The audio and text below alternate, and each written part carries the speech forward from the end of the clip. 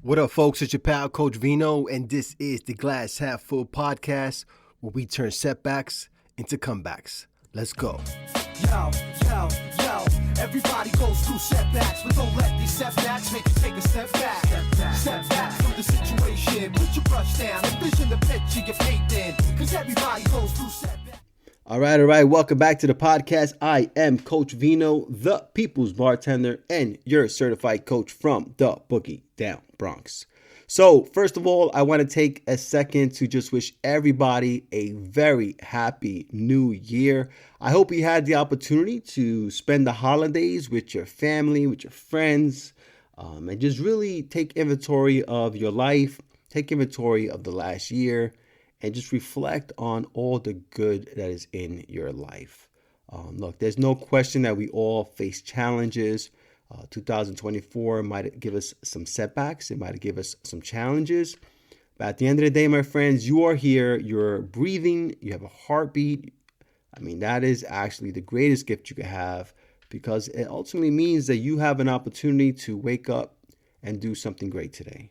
So let's think about that. Let's show some gratitude as we go into 2025, right? So I want to talk about resolutions, New Year's resolutions. You know, it is the start of the year, and as tradition, a lot of us make New Year's resolutions. This idea of becoming a better version of yourself, right? But here's the deal.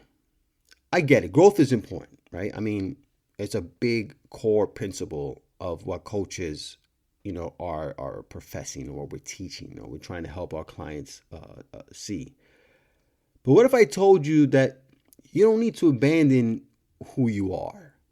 You don't have to become a new person, new year, new me. You don't have to do those things or have that concept in mind as you step into the new year. You can step into this new year, into 2025, with a sense of purpose and confidence in who you already are, and just maybe making some adjustments. So instead of resolutions, maybe we're making revisions. But let's talk about resolutions, right? Here's the deal. Study after study, they show that New Year's resolutions usually fail by February. That's not even a month, right? And why is that? Because most of the time, these resolutions aren't fueled by actual passion or nothing like that. They're fueled by shame. They're fueled by external pressure, rather than this genuine self-love and understanding about what it is you want to do to become a better version of yourself. It's like trying to sprint through a marathon and you've got no training. You're going to burn out, my friend. So the way you should be thinking about it is not what's wrong with you, what needs fixing in the new year. Instead, start things off by taking a moment to honor the parts of you that carried you through the last year. Because let me tell you something. Life ain't easy, but yet you're still here. Like I said, if you've got a heartbeat and breath in your lungs, you've got a chance, right? You've faced challenges this year. You faced heartbreaks last year. You had triumphs. And throughout it all, you've shown up. And that's not nothing, man. That's everything. And why would you want to be a new you when the old you, the current you, has gone through so much and you persevered? Why start from scratch? Celebrate what you've accomplished. Celebrate what you've overcome. Okay? This whole idea of resolutions, it ain't it. Okay? Now let's talk about something else that comes to mind to me when I think about resolutions or the new year. It's consistency. See, in a world where we're obsessed with transformation, right? Everybody wants to be something else, or they want to achieve other things and transform their lives. we forget that showing up as the same person day after day, that can actually be pretty freaking powerful. See, showing up as you, as yourself, as your true self, that kind of consistency, that builds trust with other people and with your own self. It's not always about reinventing the wheel. It's about showing up and doing the work. All right? Think about an athlete. They don't overhaul their entire training routine every January or every start of the season, right? What they do instead is they focus on refining, on strengthening, and deepening the things that already work for them. They got this far. Why would they just throw it all away and start all over again? They don't. And you should do the same. So instead of chasing the new you, lean into what's tried and true. Okay? A better you. That's more achievable. But a new you? I don't know.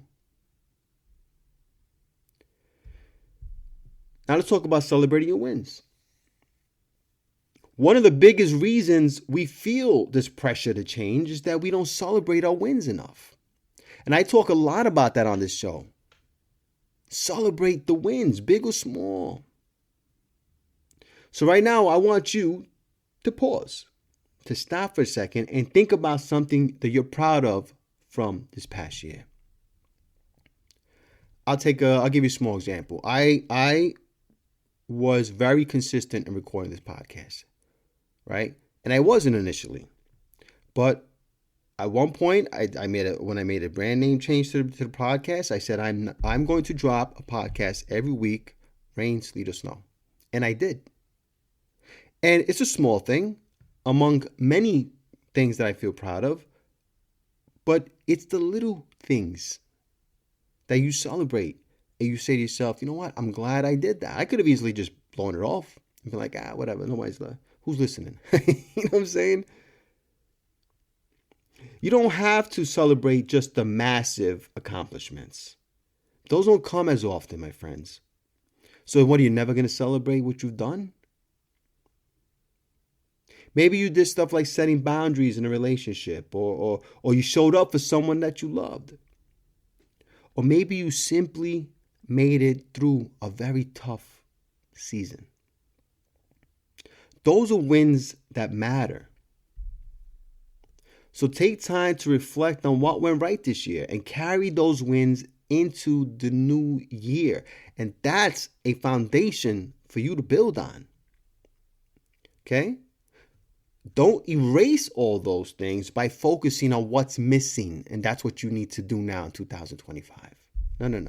You created a foundation from 24 and before that you can use to stand on in 25 and build on. So instead of setting resolutions, why don't we talk about setting intentions?